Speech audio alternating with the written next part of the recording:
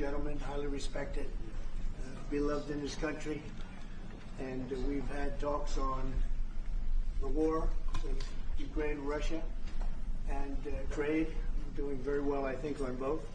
We've had some pretty good movement in every respect. The war is very important that it ends with, I used to say, 2,500 people a week dying, young people, mostly soldiers from Russia and Ukraine, and we want to end that war. We want to end it quickly, and I think we've made a lot of progress, and we'll see what happens. This next few days is going to be very important. Meetings are taking place right now. Additionally, we talked about trade, and we get along very well on trade. We'll do something, but I think the Prime Minister knows that over the years, the United States has been very good to a lot of people, and it's time for us to benefit also. So we're going to have a good relationship on trade, and we discussed other things also. But Mr. Prime Minister, it's an honor to have you at the White House. Thank you very much. Well, thank you, Mr. President. This year is 200 years since the first immigration from Norway to the U.S. We come here early in your term. Appreciate that you take time. We have highlighted that very close cooperation. We are allies. We look after security in the north, in the Arctic. A lot of confidence between our services. We have discussed in detail the war in Ukraine. I have saluted the President for his initiative to make progress towards something that can be a ceasefire and an end to this terrible conflict. It is a complex picture, but it needs political will and push, and we have exchanged ideas on that. And I think the President and his team have been open to hear our perspectives. And on trade, we have also emphasized that we can benefit, both of us, by trading. We can be complementary, and we can find good solutions. But first of all, I appreciate, Mr. President, the spirit and the tone of this conversation, which has been confirmation of a very strong partnership. Thank you very much. Appreciate it. Any questions? Yes. First, Mr. President, have you spoken about the tariffs that you want to impose on Norway? Is there a chance that you can lower? We spoke about trade, and we understand each other very well. I think we'll have no problem. You think that you will get an agreement? I think we'll have no problem whatsoever with Norway. Mr. President, did you discuss a possible visit to Norway? Did you discuss a possible visit for President Trump? We didn't, but I love it. I mean, I've been there, and it is a beautiful place. They have. But I told the President that, you know, he is receiving us early in the term. He's welcome to visit Norway. We would like to have him, and it will be another way of emphasizing this strong friendship. Mr. President, Norway has been a staunch supporter of Ukraine since the Russian invasion in 2022. Has something been discussed here today that may have altered your views on things? No, we want to, very simply, I have no allegiance to anybody. I have allegiance to saving lives, and I want to save a lot of lives. A lot of young people, mostly young people. It's the war. It's the soldiers, and if we can do that. I've also, as you know, I got started because the money that's been spent on this war is insane. It should have never happened. And it would have never happened if I were president. But Biden spent $350 billion on this, and it's a shame. And that's what got me involved. And then I looked at, and I see the results. It's horrible. It's a killing field. 5,000 soldiers a week on average. And we want to stop that. We both want to stop that for a lot of reasons, but I would say that is my number one reason. Do you think that Russia, that we will get Russia to accept a deal that also Ukraine and Europe is willing to? I think so, yeah. I do. I believe they will accept, and I think we're going to get this over with. I hope so, soon. Continue to lack support from NATO allies in your goal of obtaining Greenland. How will you proceed if you don't get that support? Well, Greenland's going to be interesting, but that's for another day. I think we need that for international peace. What are you expecting of your and if allies? you don't have that, I think it's a big threat to our world. So I think Greenland's very important for international peace. Yeah, please go ahead. Mr. President, this morning in Truth Social Post, you used the words Vladimir, stop. That seemed like a slightly different message, a personal message. What is your level of frustration with President Putin? I didn't like last night. I wasn't happy with it. And we're in the midst of talking peace, and missiles were fired. And I was not happy with it. That's what I meant, and that's, you know, what it is. I assume that's what you mean. Sorry. Yeah. If the bombs keep falling, will you consider additional sanctions toward Russia, or what will you do if President Putin... I'd rather answer that question in a week. I want to see if we can have a deal. No reason to answer it now, but I won't be happy. Let me put it that way. Things will happen. Mr. President, why are you not putting more pressure on Russia? I know a lot of Europeans... Putting a lot of pressure. You don't know what pressure I'm putting on Russia. They're dealing. You have no idea what pressure I'm putting on Russia. We're putting a lot of pressure. Can you maybe tell us? We're putting a lot of pressure on Russia, and Russia knows that, and some people that are close to it know, or he wouldn't be talking right now. The Prime Minister understands that better than anybody. He wouldn't be talking right now. He's talking, and we're putting a lot of pressure. I think he wants to make a deal. We're going to find out very soon, but it takes two to tango, and you have to have Ukraine want to make a deal too, and they're being hit very hard, and I do believe they want to make a deal. Mr. President, Mr. Prime Minister, you said that the Ukraine have to give some territory to win peace, among them Crimea. Do you stand by that? And I know that the former NATO General Secretary today has told you that he does not agree, and he believes in territorial integrity of the Ukraine. How will you deal with that with your allies? And do you stand by that Ukraine have to give? Former Secretary General happens to be right here, you know, so they can't put words in his mouth. He's been a great general, frankly. It was because that's what you are. Really, you're a general. But he's been a great Secretary General. We had a tremendous relationship, very successful, and I think he could speak for himself. He's right here. But do you still agree that Ukraine have to give some territory away to win peace? Well, it depends what territory. They've been fighting. They've lost a lot of territory. And we'll do the best we can. Working with Ukraine, we'll do the best we can. But they lost a lot of territory. When you say Crimea, that was handed over during a president named Barack Hussein Obama. That had nothing to do with me, Crimea. That was 11 years ago with Obama. And they made a decision. There wasn't a bullet fired. There was no fighting. There was no anything. They just handed it over. Now they say, well, can you get it back? I think that's going to be a very difficult thing to do. That was given by Barack Obama when he was president, not by Donald Trump. Thank you, Mr. President. The peace proposal that you put on the table, it's a 30-day ceasefire proposal. Your national security team presented it to both Ukraine and Russia. 2 months ago, Ukraine agreed to that ceasefire proposal immediately.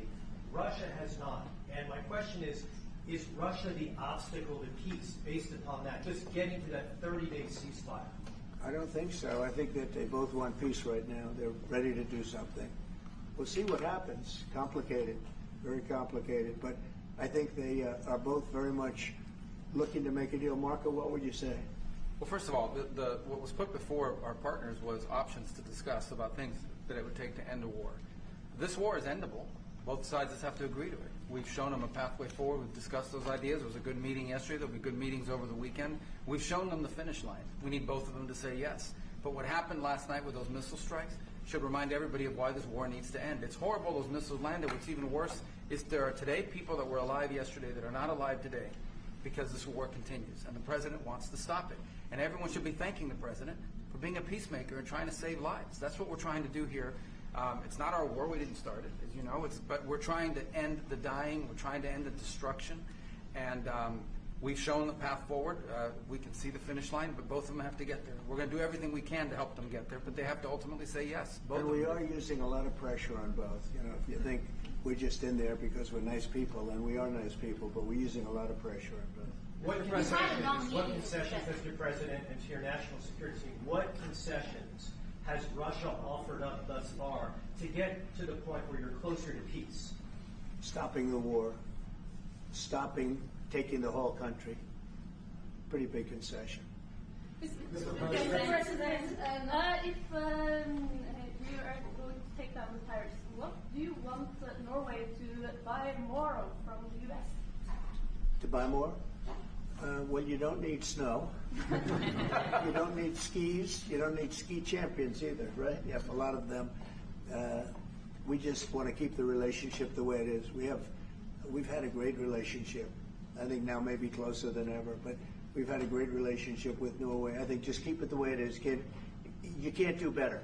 Really? Not even by, say, Well, if they want to give us some additional concessions, that's okay. You can't do much better. Yes, yes. Mr. President, you've had a long meeting with Norway today. You said that Norway is doing a lot of things right, but on the Ukraine, if I can ask both you and the Prime Minister, did you find common ground today on Ukraine and the peace plan? Totally. It's totally common ground. The Prime Minister can speak about it, but I can just say he wants to see people stop dying more than anything else, and he'd like to see it end. He's going to help us end it. Mr. President, can I say that to move towards an end of this war, U.S. engagement is critical, and President Trump made that possible. That is clear. That is obvious. It's really happening. Now, the important thing is that both parties have to know that they have to deliver, and they have to feel the pressure to deliver. Ukraine is under attack. They are defending themselves. Lives are being lost. And we believe very firmly that there needs to be a ceasefire, the initiative taken by the U.S. Some time ago. It needs to be respected. And then to move on to something which both parties can own. That is the complicated part in such a dramatic war. And here I believe Europeans and Americans working together, as we do much closer now. I salute the team of President Trump of being, open in that process. We had a good discussion on this today, and then we have to move on, and we cannot lose time because this is too much drama happening. One thing is people losing their lives, but it is a bad thing for Europe, and it's a bad thing for the world to having such a broad conflict going on. It can have ramifications far beyond Ukraine. Mr. President, Mr. President, I forgot my question. I wanted to ask about. It's all right. That happens. It happens sometimes. Yeah. No, Mr. President, I wanted to ask about the. Well, actually, Zelensky has said that he wants more Patriot missiles. So far, there has been no response from the United States. If the United States decides to pull out of negotiating for peace, trying to broker peace, does that also mean a no on Patriot missiles, a no on sharing intelligence with Ukraine? Let's see what happens. I think we're going to make a deal. And if we make a deal, that'll be wonderful. We won't have to worry about your question. You can ask that question in 2 weeks, and we'll see. But I think we're getting very close. The Prime Minister feels the same way, and we'll hopefully not have to answer that question. Mr. President, Norway is the third country to be officially invited to the White House after Liberation Day. Why did you invite Norway so soon to the White House? Because I like them. And I like your Prime Minister, and I like the way your government runs, and I respect the King. He's highly respected in Norway. It's a great thing, not an easy thing to do. He's done a great job. Yeah. Would you like an invitation to visit the King? Absolutely. You get me that invitation. I just told the President he's welcome to visit Norway. President Trump, where's my card? Yeah, You said before that you like the Norwegian Petroleum Fund, and I'm wondering if that has been up for discussion today, the way that we have structured our whether. Well, this fund was created in the late 1990s to save for future generations the income from oil and gas. Norwegians should continue to work as hard, dedicated, innovate, and move forward, despite having these incomes, which we happen to be in the period of our history where we can harvest, and we have transferred that into investments, half of them, by the way, here in the United States. Mm-hmm. So I think this is a model which we have been able to explore. If we can share experiences, and we do with our colleagues in the US, you never copy this one-to-one, but there can be techniques and way of working that we have used in organizing our fund. Jens Stoltenberg was the finance minister when the first dollar entered that fund, so he is a safe hand to have as a finance minister today. What do you say? No, and as you said, Mr. Prime Minister, we are ready to sit down with the U.S. To also work with them on if they want to establish a sovereign wealth fund, because we have a good experience with our fund. And I think that one example of how we work together with the United States is that half of the fund, close to $1 trillion are invested in the United States, mainly in equity, but also some in fixed income, including government bonds. So this is an expression of trust in the United States, expressed by the strong investment of the sovereign wealth fund. Then just briefly on Ukraine, since it was mentioned, we had a very good and extensive discussion about Ukraine, the path forward to peace. And as the Prime Minister said, we commend the US for pushing forward to try to find a negotiated solution. At the same time, we need to continue to support Ukraine, and therefore I'm proud that Norway has actually tripled the military support to Ukraine, and this year we will allocate close to $8 billion to Ukraine. That will strengthen them and also their hand on the negotiating table. If I may add to that, if there's a peace, and there will be a peace, we have a common responsibility in securing democratic Ukraine for the future. And the best security guarantee they can have is the ability to defend themselves. And we are investing in that. Mr. Prime Minister, if I may, as it relates to tariffs, Mr. President, when you unveiled your reciprocal tariffs on April the 2nd, the tariff rate for Norway was 15%. Based upon your conversations that you've had today with the Prime Minister, do you see that tariff rate coming down from what you proposed just a few weeks ago? Well, they have a great fund of $2 trillion. It's a big fund, and they don't have any debt. So I think they'd probably be willing to pay us more than that, I hope. Mr. President, Yes. in 2018, your former Secretary of State Mike Pompeo called for an end to Russian occupation of Crimea. Why has this administration changed its stance on territorial concessions for Crimea? Well, the war started. It would have never started if I were president. This is a war that is horrible. All wars are horrible. This one is in particular bad. And I don't know that you can ever say there's going to be a winner to this, because so many lives have been lost. Not only soldiers, a lot of lives have been lost. I think that we want to do one very simple thing. It would have never happened if I were president. Zero chance it was going to. And it didn't. People say, how do you know that? Number one, it didn't happen. We never even discussed it. I would talk to Putin about it. It was the apple of his eye. Ukraine was the apple of Putin's eye, but there was never even a thought that he'd go in.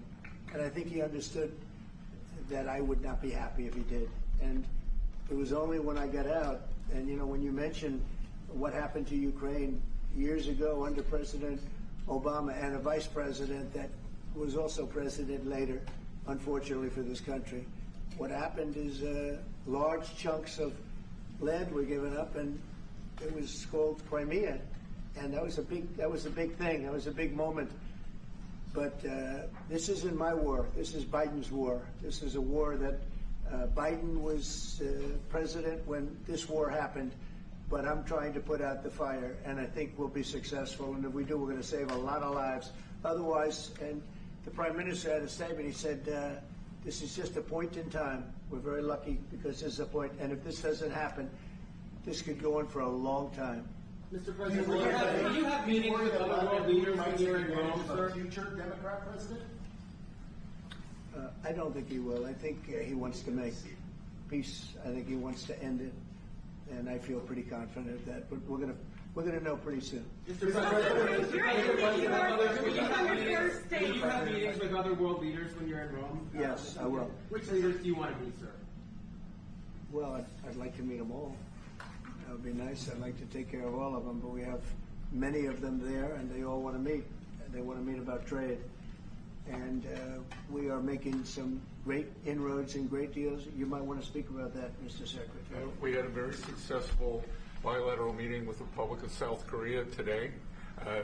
We may be moving faster than I thought, and we will be talking technical terms as early as next week as we reach an agreement on understanding as soon as next week. So South Koreans came early, they came with their A game, and we will see if they follow through on that.